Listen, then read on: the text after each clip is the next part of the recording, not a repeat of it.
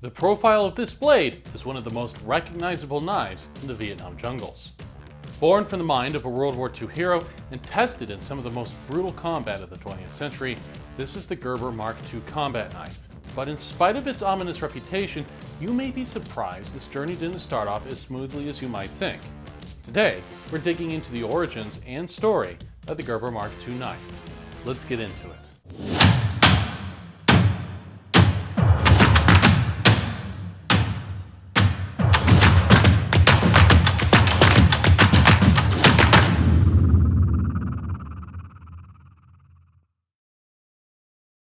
The Gerber Mark II is a very famous combat knife introduced in 1967 during the height of the Vietnam War. In fact, the jungles of Vietnam was where the Mark II earned much of its reputation and the respect of the soldiers using it. While many different variations exist, the overall profile and design has remained the same. With an overall length of roughly 12 inches or 30.5 centimeters and a blade length of roughly 7 inches or 17.8 centimeters, the knife isn't something to scoff at. The grip is made of a single piece of aluminum, with pommel and grip included. But the most telling feature of a Mark II is the profile of the blade. Mark IIs exhibit a blade that necks down midway through the blade, referred to as a wasp-waisted profile. Later blades, like this one, would often feature serrations in the waisted section, whereas plain edges were more common in the earlier knives. The Gerber Mark II lends itself quite well as a thrusting blade, but is quite functional as a cutting knife as well. If you are thinking that the Mark II is fairly reminiscent of a Fairbairn Sykes dagger, you would be correct. The FS dagger was a large part of the inspiration for the Mark II. The Gerber Mark II was designed by a U.S. Army captain by the name of Clarence A. Holtzman, also known as Bud. Bud was a member of the 101st Airborne Division, which was involved in many of the major campaigns in the European theater of World War II. Bud partook in combat and was a recipient of a Bronze Star. He returned to Oregon after the war, which, incidentally, is where Gerber Legendary Blades was headquartered. Bud would have almost certainly been introduced to the FS dagger during his service. The FS was in widespread use throughout the British forces during the 101st's tour in Europe and was very popular among the Brits. We also know that Bud procured an FS dagger for himself at some point as well. Fast forward 20 years, the Gulf of Tonkin incident in 1964 led to the deployment of U.S. troops into Vietnam in 1965, accompanied by Operation Rolling Thunder, a massive air campaign against North Vietnam. With this going on, Bud approached Gerber with a new combat knife designed to offer to U.S. troops deploying to Vietnam. He met with Joseph R. Gerber Jr., the president of Gerber, on May 23rd in 1966 to discuss the new design. The design was essentially a second pattern FS dagger with 3 changes. First, the blade was widened with the wasp-waisted profile. Second, a raised central square ridge was present in the center of the blade for reinforcement. And third, the blade was bent at a 5-degree angle relative to the grip. The cant was predominantly included for combative purposes. The thought process was when the blade was gripped in its intended fashion, a straight blade would be biased slightly up. The cant was supposed to bring the blade down and in line for the thrust, similar to the way a modern fencing saber grip drops the blade down. In spite of the Mark II being a designated combat knife, Gerber was a little squeamish about a feature meant entirely for killing people and instead focused on a side effect. The overall curve of the knife with a cant allowed the blade to ride closer to the curves of its owner, such as curving around the bone of the hip. Alternatively, the knife could be reversed in its sheath to make the grip protrude further out for an easier draw. Why exactly Bud opted for a wasp-waisted profile isn't known. Generally, wasp-waisted blades are a means of widening the wound channel during penetration while keeping weight down, and is the most likely reason I can think of. The raised ridge in the blade was also an interesting addition as well. Adding a square protrusion to the center of the blade would have impacted the blade's cutting performance and increased the difficulty manufacturing. Interestingly enough, there is one blade that does exist that exhibits the wasp waist and the raised central ridge. That is the Roman Pugio, but other than some striking similarities, there is no evidence that the Pugio was an influence on the initial design. So here's my question for you guys this video. Do you think Bud had an inspiration for his blade design other than the FS? Let me know in the comments below.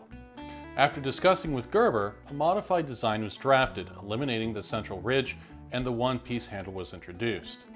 While the blade in this print is spot on, the grip did not move on to the final product. The influence on the final grip design of the Mark II was almost certainly the Everett knuckle knife. Comparing the forward sweep of the guard of the Everett to that of the Mark II, the two guards are pretty much indistinguishable. Additionally, the Everett made use of a single-piece aluminum grip. The overall shape of the Mark II grip is similar to that of an Everett grip, with the knuckle guards cut off. The prototype was manufactured with the final grip, but with a flat profile cut into the center of the blade. The flats were not kept, and the design was finalized in the state we recognize it as today. To be somewhat reductive as well as speculative, the first Mark IIs could be considered a bent, wasp-waisted FS dagger with a modified Everett grip. Around 8 initial test pieces were manufactured for military testing, with all serial numbers set to 0. Once pleased with the design, Gerber began manufacturing the commercial knives. The second Mark II ever produced was given to Bud. What happened to the first knife is unknown, but it is assumed that it was given to Pete Gerber. With the design finalized and production started, it was time for the Mark II's debut. If you've been enjoying the video, please like and subscribe. If you find these videos interesting, please consider getting a YouTube membership with The Knife Life. It's only $1 a month, gains you priority responses from me when you comment, and goes a long way towards helping me produce videos.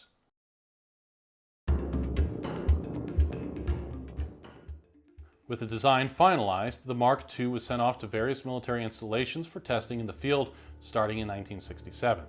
Bud himself acted as a spokesperson for Gerber and was heavily involved in the promotion of the knife and attempting to secure a government contract.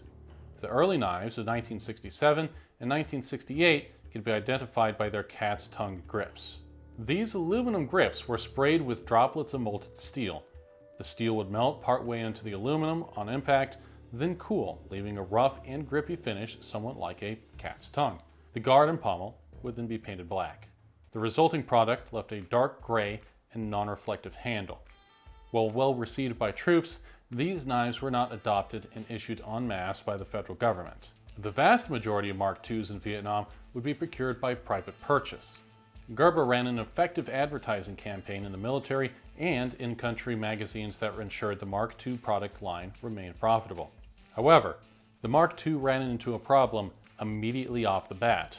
The 5-degree cant in the knife had not been advertised, and soldiers who received their brand new Mark II fighting knife immediately sent them back to the factory, believing that the knife was defective.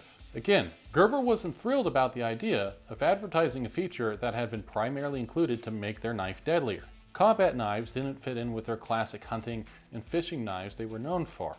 As such, they didn't challenge the returns. This was so pervasive that the cant was phased out early in the life of the Mark II. After about the first 3,000 knives, the cant was no longer a feature of the Mark II Gerber. Gerber stopped having their knives sent back to them after that. One exception to the rule of Gerber's being privately purchased were the Sigma knives. Project Sigma was a special forces project created for the harassment, surveillance, and general disruption of the Viet Cong along the Ho Chi Minh Trail logistical paths into South Vietnam.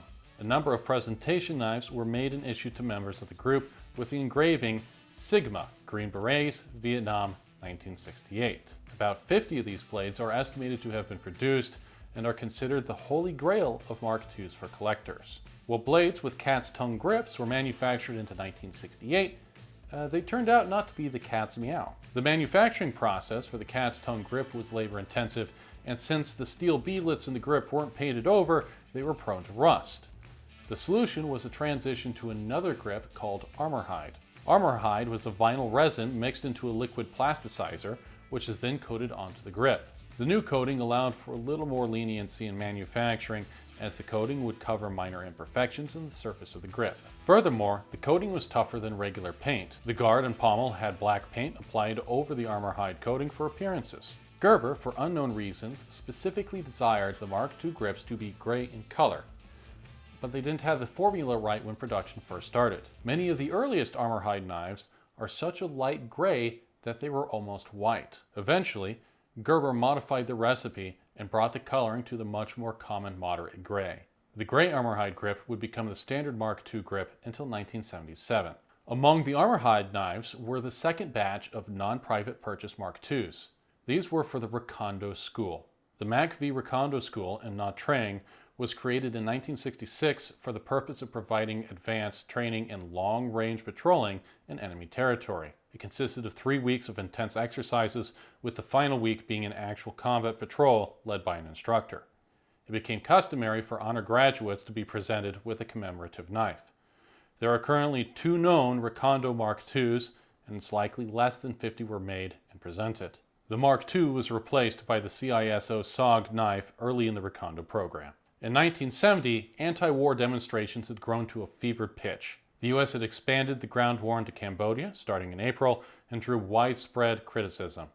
The subsequent Kent State Massacre on May 4, 1970, made things even worse. Gerber had been watching these developments with a worried eye. Making a combat knife for troops in Vietnam wasn't a particularly popular vocation at that point in time. Gerber decided to rebrand the Mark II to a survival knife in 1971. In order to justify this change in marketing, 2 inches of serrations were added to the wasted section of the blade to make it a survival knife instead of a fighting knife. If that doesn't summarize sales, I don't know what does.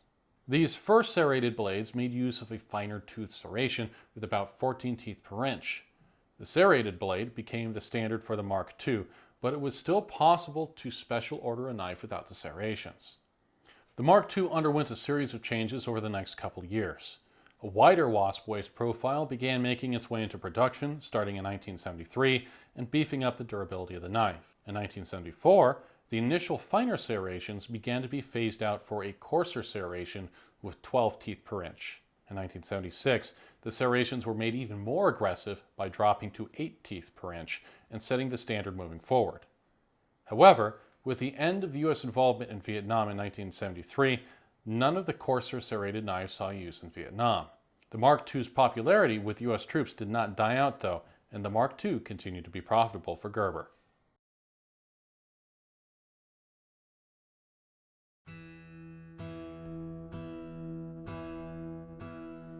In late 1977, Gerber changed the Mark II's grip coating once again.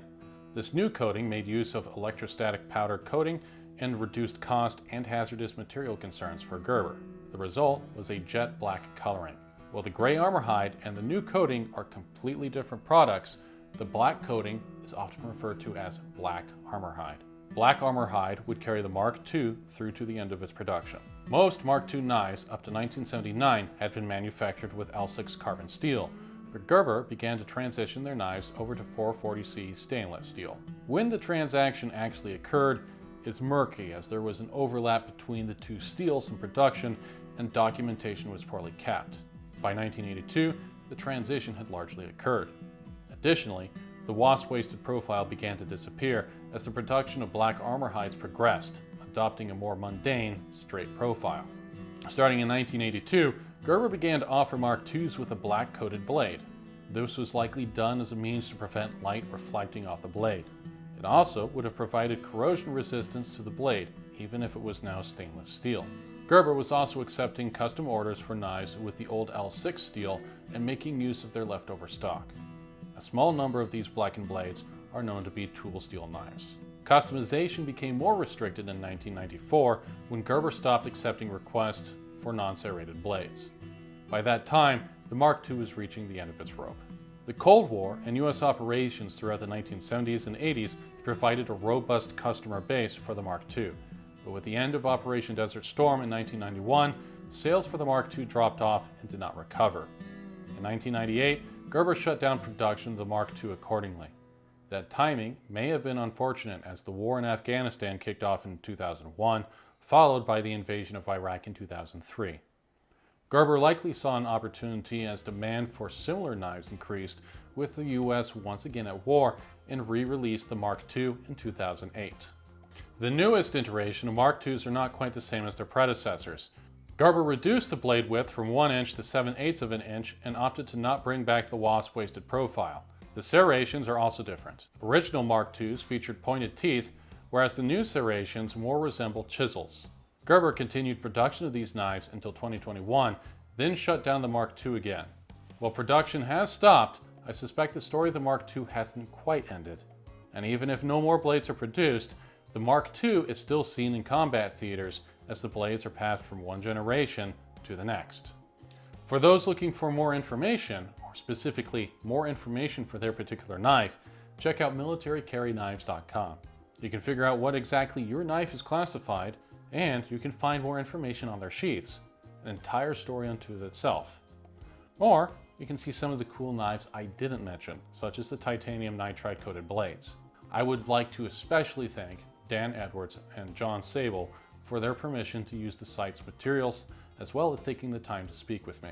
Let me know in the comments what blades you want to see in future videos, and as always, keep living the knife life.